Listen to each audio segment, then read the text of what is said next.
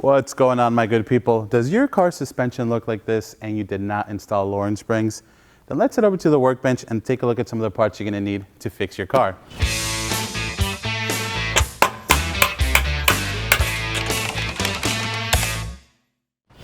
On today's DIY, we're going to be working on a 2009 Audi B8 A4. However, this is going to be applicable to all your B8 A4 vehicles.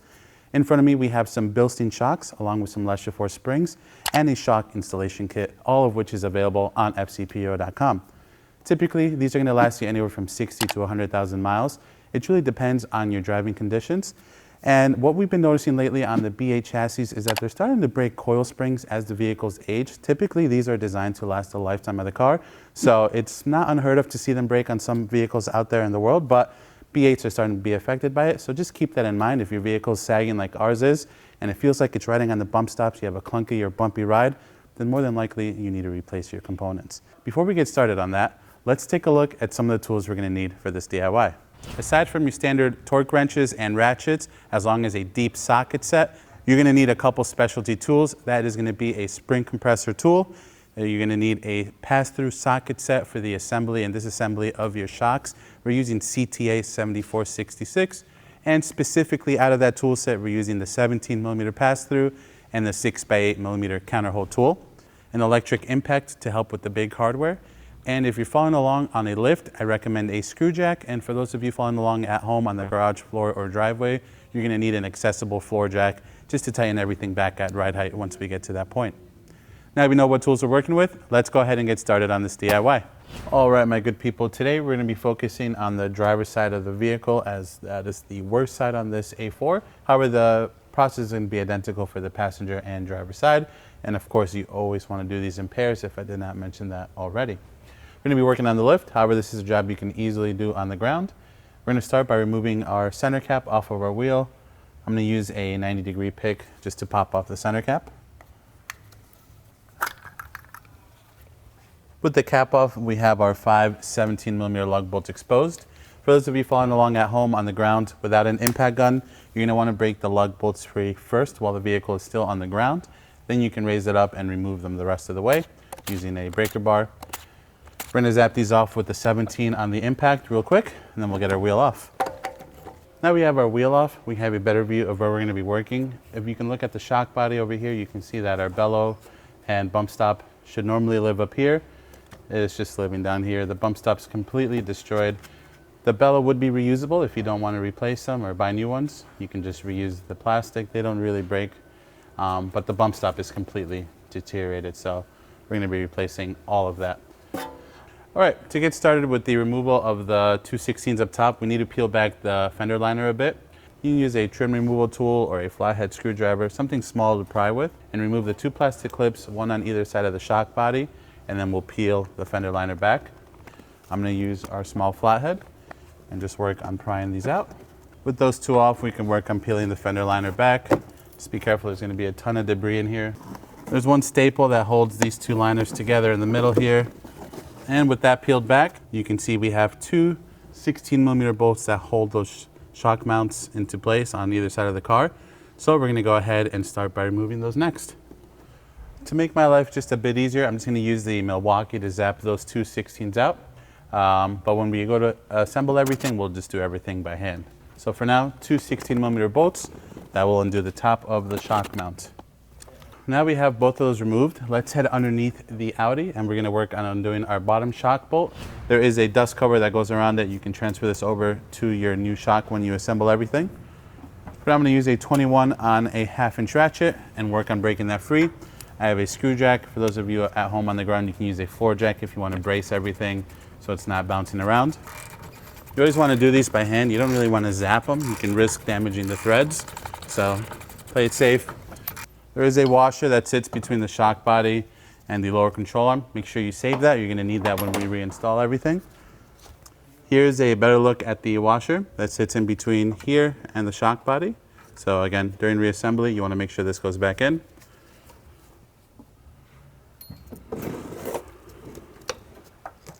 And now I'm just pulling the shock body through and out. There is a dust cover that sits up on top of this, like here. This is going to be the only part we're going to be reusing from the shock assembly. This just fell out on the way down. But you can see our bump stop's completely destroyed. I'm sure the shock mount is no better. So all this is going to go in the bin. We'll show you how to build our new shock assembly over on the bench. But for now, let's continue on to the removal of this broken coil spring. For those of you with an eagle eye, you may have seen the rusty tip already. Now, obviously on this side, it's broken. That is why the car sagged so much on top of the shocks being blown out. So the process is going to be a little bit different for you if you're just looking to remove the coil spring that is not broken, which if they are broken, if you still have them, make sure you retain the bottom of the coil spring perch. The top one should come out with the coil spring once we pull it out. And then traditionally there is a small dust shield that sits here. We're going to check the trunk of this car and see if the owner was able to save that. It may have fallen off while driving. Not the end of the world if you don't have it. It's just simply to kind of keep debris out of these coil springs, especially in bad weather. Obviously this one had it and it didn't do us any good because the coil spring still broke. So from there, I'm simply literally going to pull this out. This is how bad this car is. That should not happen to a normal car. Top of the spring perch, we're going to reuse as well. There are differences in the spring perches, so you don't have to worry about mixing them up. The top one is perfectly flat, which is going to be in my left hand, and the bottom spring perch has a hole through it and it has a stop built into it as well for the bottom of the coil spring. In addition to that, another important thing to note is, which we'll highlight on the new coil spring, the ends, the openings are a little bit different to accommodate for those spring perches. And lastly, these cars came equipped in different ways. So before you buy coil springs, you want to make sure you're buying the right spring. All of them are going to have a paint coat on them. So you can see this one is 2 pink and 1 blue. At this point, we're going to get ready to lower the subframe a bit. Now you're going to need to do this potentially if you are removing non-broken coil springs. In our case, life was a hair simpler just because our coil spring was broken and basically excusing itself out of the suspension setup here. So for now, we're going to go ahead and work on lowering the subframe a bit so we can install our new spring. We're going to remove some T25s from this plastic trim here and a couple 10 mil plastic nuts so we can access one of the 18s, and then we'll do the one in the back afterward. Now we're going to go ahead and remove the 210 that join it to the forward part of the shield under here so we can separate the two pieces. All right, now we have our subframe braced. We have our screw jack under here. For those of you at home following along, use a floor jack. Subframe is braced. We're going to lower this 118 about an inch or so. We're not going to remove it, simply going to lower it about an inch. Then we'll head over to the back side of the subframe and do the same thing. Now we can work on loosening up our screw jack a bit and lowering it down just to give us that little bit more room that we're going to need to install and or remove our coil spring. That should give us some room. At this point, our next step is going to be to install our new spring. Now, full disclosure, I tried this many different ways before presenting to you how to do this along with my friend Mark. And so far, the best thing that we have going for us is we had to modify our spring compressor tool. And by that, what I mean is I had to cut off about 2.5 inches on the end of each of the rods.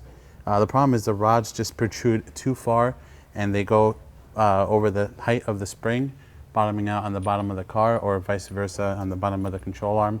Impossible to really fit these in there with that length. So I modified them as short as I could where I could still get the tool on and compress the spring enough to be able to feed it in there along with the purchase. We were able to find the rock guard splash shield for the coil spring in the trunk of the car. So we're going to try to put everything together as one, feed it in, and I'm going to have Mark go ahead and hang off the hub assembly here to give us a little bit more room. If you don't have a Mark at home, you can use a pry bar, shove it in between the lower control arms, and just pry down while you try to feed the coil spring in. So, all right, at this point we have the top and lower perch in, we have the coil spring in, everything is aligned. I'm going to have Mark pry down on the assembly one more time, and we're going to try to feed this rock guard on. We have the rock guard in, top perch is in, bottom perch is in. 20 mil socket for these tools specifically that we're using today to undo them and tighten them. Don't use an electric ratchet with these unless they're your tools, and you can do whatever you want. I'm going to go ahead and start undoing the two bottom 20 millimeter heads on these spring compressing tool here. I'm not really worried about the subframe moving. At the end of the day, it'll be easy to just lift this up and compress everything as a whole using the screw jack. Well, my good people, the spring is in. That was a ton of fun. I hope for those of you doing this at home, you grab some snacks, you grab your best friend, and you take your time with it. Again, you may end up modifying your tool at home unless you're using a different type of spring compressor that does a better job for this. If so, I'm curious to know what you use. Leave it in the comment section below, and I'll have to add it to my laundry list of tools here at work. But moving on, we're gonna go ahead and resecure our subframe back up. So we still have our screw jack positioned underneath the subframe. I'm simply gonna raise it until it snugs up against the bottom of the vehicle once more. And then we're gonna tighten down both of our two 18mm bolts to 115 Newton meters plus an additional 90 degrees. So there's our 115, and then I'm gonna make a mark on the head of the bolt and just clock it an additional 90 degrees. All right, now we're gonna do the same to the rearward 18. So that one's actually there. And we'll do an additional 90. Okay. All right, my good people, now that we have that coil spring secured, we have our subframe secured, last thing to do before we can work on assembling our shock and installing it is reinstalling our little shield. Feed our shield back in, making sure that it clips in properly with the shield up front. Okay, with that secured, we can install our two 10mm bolts. One is catched into the other shield already. And from there, we have a total of 4 T25s to install on this half. The longest one goes on the exterior side of things, and then the shorter 3 go on the interior. Then you have 2 more T25s on the inside near the muffler. Ours are broken off of the original clip that they go into just from the age of the vehicle. So it's just gonna be these 2 for now. But with that situated, now let's head over to the workbench, assemble our new shock assembly, and get that installed on the car. All right, my good people, now over at the workbench, we're gonna go ahead and assemble our new shock assembly so it looks like a complete unit like this one. Pretty straightforward. We're gonna take our new shock and we're gonna remove the top lock nut from it. And put that down for a moment. From there, we're gonna join the bump stop and our new bellow together. Now, this is a bit of a tight fit. You can use some silicone spray or maybe some dielectric grease, something that won't deteriorate the products or the materials here, and use that to join these two together. There's one ridge on the beginning of this bump stop that is used to lock this bellow in place. So we can go ahead and join the two together. And with that secure, now we can join this to our shock mount. That's just a press fit. Once it looks nice and even, then you know it's gonna be good to go. From there, we're gonna take this whole unit and slide it over the shaft of our shock here. It's gonna bottom out on its own. We're gonna go ahead and start our new 17mm lock nut. With that started, we can grab our 17mm pass-through socket, as well as our 6x8 counterhold bit from our pass-through set. And we'll just get them all kind of situated, ready to go. All right. Pass-through bit can go in, and counterhold our shaft. All right. We're gonna go ahead and tighten these down by hand, but if you have the ability to torque this at home, it's gonna be 35 Newton meters for that 17mm nut. We can take our dust cap that we saved from the old shock assembly, place it over the top here, and now we're good to go. With that, we have our 2 new 16mm bolts, and we're gonna go ahead and hop over to the A4, feed this into place, and get that started. At this point, we're gonna feed our new shock assembly back in the same way we took it out. You can either feed it from the top, or you can feed it from underneath. We're gonna feed it from underneath between the control arm and the hub. And then we'll get our 216 started by hand up in the wheel well. All right, seeing as how we can see the left hole here now, I'm gonna start our new 16 up there first, and then we'll do the other side. Now we'll grab our ratchet, our long extension, and our 16mm socket, and just snug both of them up before we give them the final torque. Now we're gonna go ahead and torque these two 16mm bolts to 50 Newton meters plus an additional 45 degrees. And then we'll do an additional 45 degrees.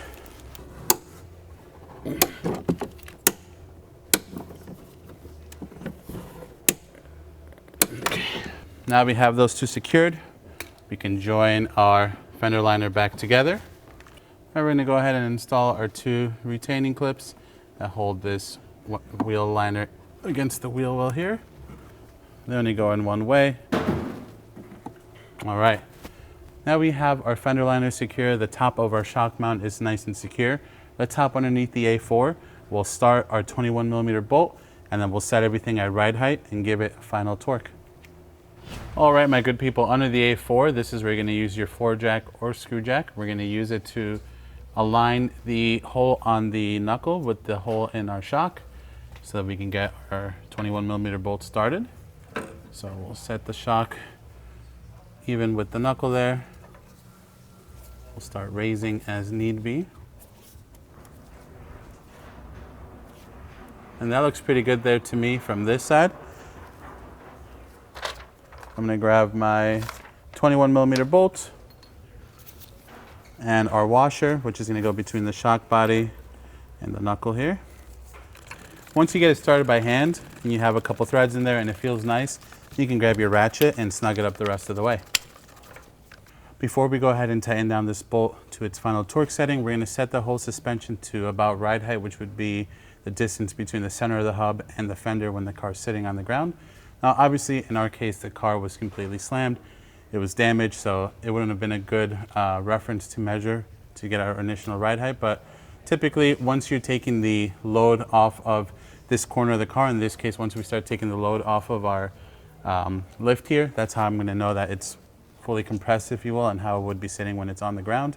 But if your car is still in okay shape before you start the project, it never hurts to measure from the center of the hub or the center cap of the wheel to the bottom edge of your fender line, and then use that as a reference when you set everything back up at ride height. All right, I'm happy with that. Another good thing to look at is the axle. It's almost perfectly straight, so that's just a nice reference point to use whenever you're doing any work like this and you're setting your vehicle back to ride height. Now I'm going to snug it down the rest of the way with the 1/2-inch ratchet, and then we're going to torque it down to 150 Newton meters plus 180 degrees. Okay, then we'll give it a mark, and then once we see that we've done the 180, then we'll know we'll be in a good spot. All right, my good people, at this point, we're going to put our wheel back on. 5 17mm lug bolts. You always want to start these by hand. You never want to put these on with the impact right off the rip, or you can risk cross-threading the hub or the threads on the lug bolts. All right, now we're just going to do an initial snug. We're not going to tighten them, just making sure everything is seated evenly. Now let's go ahead and drop it down on the ground and torque those down. Oh yeah, baby, look at that. Lift arms are on the ground, and that is looking like a proper ride height. Now we're going to torque these bad boys to 90 foot-pounds or 122 Newton meters. All right, now we'll get our beauty cap back on. That is going to conclude this DIY for today. As you can see, our car no longer looks like it's been on lowering springs or worse. It is at a proper ride height. Of course, it's going to settle just a little bit more once the car drives a little bit, but so as you can see, this is a one-time where we're happy to have some wheel gap. Now, granted, this is going to settle down a little bit more after some driving, but definitely a good sight to see. Now, overall, this job was kind of a pain in the butt. Obviously, doing it on the lift is a lot easier than for you folks that may be doing it on the ground at home or in the driveway, but it's definitely doable. Again, modifying the spring compressor tool and lowering the subframe is really the only way to get these springs in and out when you're working with stock springs. If you're lowering your car, it's going to be a little bit easier when you install your new lowering springs, but otherwise, definitely a doable job. If you like this video, please be sure to give it a thumbs up. If you have any questions or comments on what we did today, or there's a specific job you want to see us do on this chassis, leave it in the comment section below. And if you like this DIY and you want to see more like them, please consider subscribing. We make new ones all the time. As always, thank you for watching. I'll catch you in the next one.